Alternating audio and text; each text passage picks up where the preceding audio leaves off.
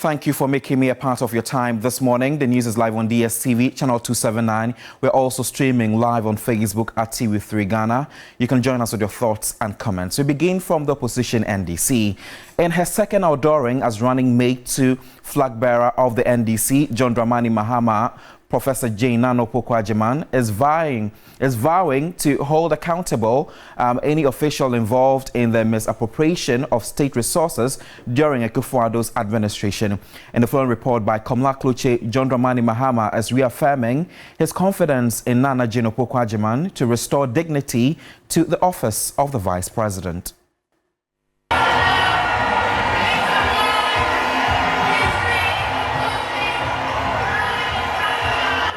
Her entry erupted at the UPSC auditorium with much expectation that the 73-year-old running mate John Mahama has brought delight and dignity to the office of the second most important person in the country.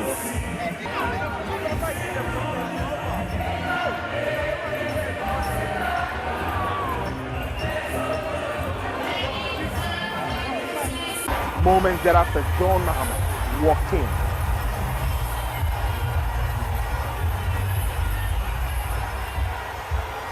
John Mahama was frontal in his introduction of Jane Nana Opoku-Agyeman. Another history is in the making, but this time I'll call it her story. Her story will blend favorably with our past to create what I call our story, which will inform our perspectives, shape our destinies, and determine our democratic journey. With eagerness and excitement, the running mate and I leave you the podium and went hard hitting. I will share in our collective successes and share responsibility for our setbacks, if any. And at the time of reckoning, Your Excellency John Dramani Mahama, I will not, in the advancement of self-serving ambition, declare to the whole world that I was only the driver's mate. She promised to leave a mark of respect and dignity to the office of the Vice President. It is about the opportunity to pull Ghana back from the precipice of destruction, of normalizing corruption, of incomprehensive greed, from deep despair. Some of us have been around for a while and have experienced the to and fro of politics in Ghana. But never have we experienced the levels of greed, unbridled arrogance, unrestrained impunity, sheer dishonesty, barefaced hypocrisy, incompassion, as displayed by this incumbent government over the past 6 years and more. With a rise and accolade of breaking the glass ceiling, Professor Jane Nana Opoku-Agyeman is giving the firm assurance of working hard to give hope to many who hitherto have given up. And too many instances of disrespect. And you will not find him as president clearing malfeasance and writing love letters to prejudice a bad situation. John and I have agreed that whoever has participated in the plunder of the state must be held accountable. And my friends, this is not a threat. It is a promise. It is a promise which is premised on the wishes of our citizens across the political divide. And it is hinged on the principle of accountability. Komla Kluche, TV3 News, Accra. Meanwhile, political analyst with the University of Cape Coast, Dr. Jonathan Asantiorri, says the NDC's running mate, Professor Nana Jane Opoku-Agyeman, has shown through her delivery that she will work closely with the party to secure victory for the party in December.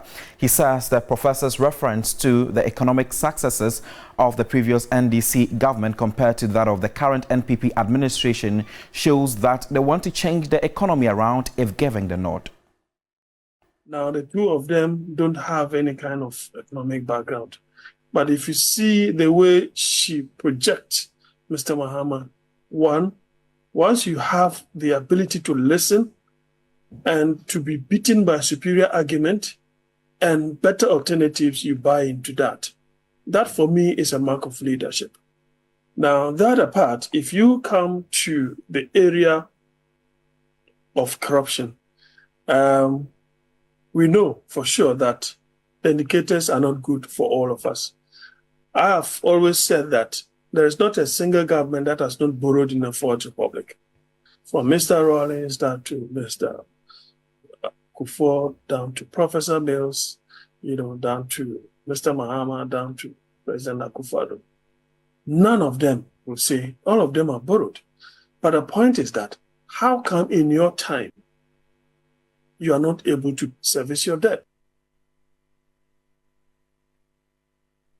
First National Vice Chairman of the New Patriotic Party, Dankwa Smith Bout, has acknowledged that some areas in Ejisu constituency have been hostile despite the ruling party's dominance.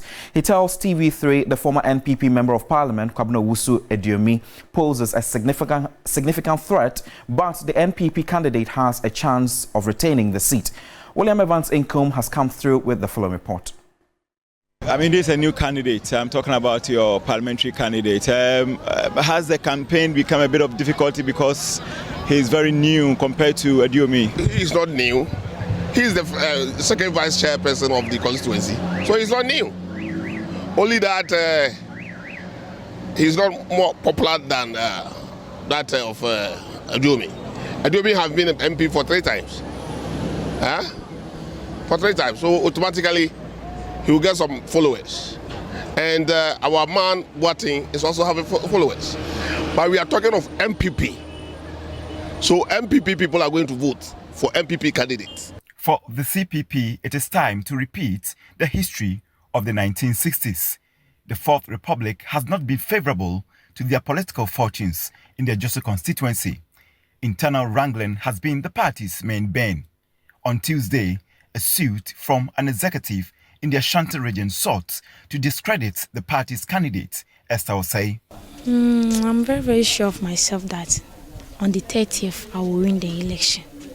I have served me anything, so I'm just going on doing my campaign. I have not heard anything. We'll keep an eye on that story and bring you the development subsequently. The Supreme Court has declared as unconstitutional the parliamentary approval of salaries, benefits and emoluments to the spouses of the President and Vice President and not Article 71 public office holders. Petitioners Kwame Bafo, an MP for Saudayi, Roxanne Nelson Dafiameko, in 2 separate suits urged the Apex Court to affirm that wages paid were not consistent with persons by the Constitution. Lord Eduasare sat through the proceedings and came through the following report. The 7-member panel of justices presided over by Chief Justice Gertrude Tokonu held that Parliament approved recommendations of the Prof. Ntiamwa Bedu-led Committee on Emoluments regarding the First and Second Ladies was inconsistent with provisions in the Constitution since they can't be classified as Article 71 office holders. Kwame Bafo, among other reliefs, was seeking a declaration that per Article 71, 1 and 2, the positions of the First and Second Ladies of Ghana do not fall under the category of public office holders. A declaration that per Article 71, the Emoluments Committee is limited to recommending the salaries and other benefits and privileges of only public office holders. The fourth relief by Abronye, which was praying the court to declare that Parliament cannot on its own accord initiate or approve payment of any such emoluments, which would necessarily be paid from public funds without a bill to that effect emanating from and introduced by the government and duly passed into law, was however dismissed by the Apex Court. Lawyer for Kwame Bafo spoke to the media. I'm happy, not just because I was the counsel who came before the Honorable Court, but also the fact that I'm a citizen of the Republic and the rule of law has been upheld in this instance case again. That is also giving us the assurance that the Constitution is still in force and it's been upheld by the judiciary, and I'm very, very happy, very much about that. The Bono NPP chairman, Kwame Bafo, expressed satisfaction with the court's judgment. I was surprised to hear that Parliament has adopted the recommendation that First and Second Ladies should be added to the position as if they are the deputy ministers. That is why I filed the suit, and hopefully the Supreme Court has said that Parliament exceeded their jurisdiction. They don't have that mandate to add unless that particular provision, which is an entrenched provision, be amended. And it's something that we have to amend it through referendum, and Parliament cannot do that. Despite filing similar reliefs, NDC Member of Parliament for South Dai, Roxanne Nelson Dafemekpo's all but one relief was dismissed. Chief Justice Tokonu explained that his reliefs focused on the recommendations of the Professor Ya Ntiamwa Bedu Committee, while that of Abronyes focused on Parliament's action. With this unanimous decision by the Supreme Court, it means that henceforth, unless you are an Article 71 public office holder, you are not entitled to any salaries, benefits, or emoluments. Lodi Rasari, TV3 News, Supreme Court, Accra. Let's focus on ECG now. We will continue to disconnect electricity to institutions that owe us without any fear. This is a warning protesting Electricity Company of Ghana unionized workers have issued to the Ashanti Regional Minister Simon Osei-Mensah. The regional minister is reported to have ordered the arrest of ECG's Ashanti Regional Manager for disobeying his orders to disconnect electricity at Kumasi Technical University. That man shouldn't try. If you try ECG. Angered by the arrest, the junior and senior staff union of the electricity company demanded an apology from the regional minister.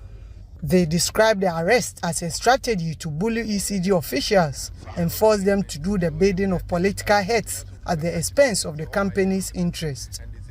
This is a sort of intimidation, and we think that the action that was taken by the regional minister was unnecessary. He said he has instructed the general manager to take instructions from him before he embarked on any disconnection exercise. We want to make it clear to him that we don't take instructions from him. To press home their demand for an apology from the minister, all ECG offices in the Ashanti region were hoisted with red flags. The union has asked their 4 regional managers to stop attending any meeting called by the Regional Security Council until the minister apologizes. Until they pay the money, we will go for the money. Either they pay or we disconnect them. And that one, nobody can negotiate with us. The Ashanti Regional TUC chairman, Daniel Akwa, indicated that not even the regional minister will be spared from any disconnection exercise if he fails to pay his bills. Let the minister know that if anybody owes us, we need to take our money. Even if he owes us in his private house, we'll go there. If you owe a person, we'll disconnect him. Then the police must come and arrest all of us. If you arrest any regional boss, all of us will be at the prison yard. So they should expand the prison yard. All of us are coming. The ECG staff are not backing down with their protest until the minister accedes to their demand and apologize for his action. The Ashanti Regional Minister, Simon Osei-Mensah, when contacted on the issue, said he will address the media at an appropriate time. Though the ECG staff are protesting, it is actually not affecting any services in their offices. This, according to the union, is the first in series of their protests, and should the minister still refuse to apologize, the National Executive Committee will meet again and will determine on what next to do to strengthen their protests. Ibrahim Abubakar, TV3 News, Kumasi. You're still watching the morning news here on TV3 with me, Godwin Asidiba. The head of civil service, Dr. Evans Agredako, has urged civil and public servants to promote peace and security ahead of the upcoming elections, aiming to foster good governance. He made the observation at the opening of this year's Civil Service Week in Accra. Since 1992, the civil service has been a key part of the democratic journey, supporting governments in implementing stability policies. The head of the civil service, Dr. Agredako, highlighted the role of the civil service in upholding good governance. He emphasized the necessity for civil servants to assist the state in implementing policies related to governance. that when we support good governance, we give hope to our people. And when people have hope, they are less susceptible to influence and manipulations.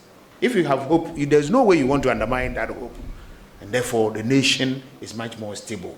So the service will be continuing to work tirelessly to help the state to deliver, consistent with the directive principles of state policy. And once we deliver, nobody will want to be recruited by any miscreant. The theme for this year's Civil Service Week is Combating Threats of Sub-Regional Peace and Security, Perspectives of the Civil Service. The three pre-tertiary education unions have threatened to resume their strike if government fails to address their concerns. The leadership of the Ghana National Association of Teachers, NAT, the National Association of Graduate Teachers, NAGRAT, and the Coalition of Concerned Teachers, CCT Ghana, tell TV3 they're upset about government's posture on the negotiations. The pre-tertiary teacher unions called off their strike to allow for negotiations. The unions are demanding the 20% basic pay for teachers in deprived areas and a professional development allowance of 1,200 cedis annually. Been given some allowances. That was the promise, but it wasn't done. The allowances were not paid? The allowances were not paid. The 20...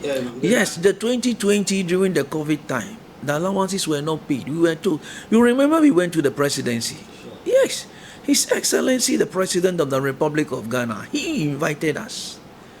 And it was there that we were, in fact, they prevailed upon us to ask the teachers to go back, which we did.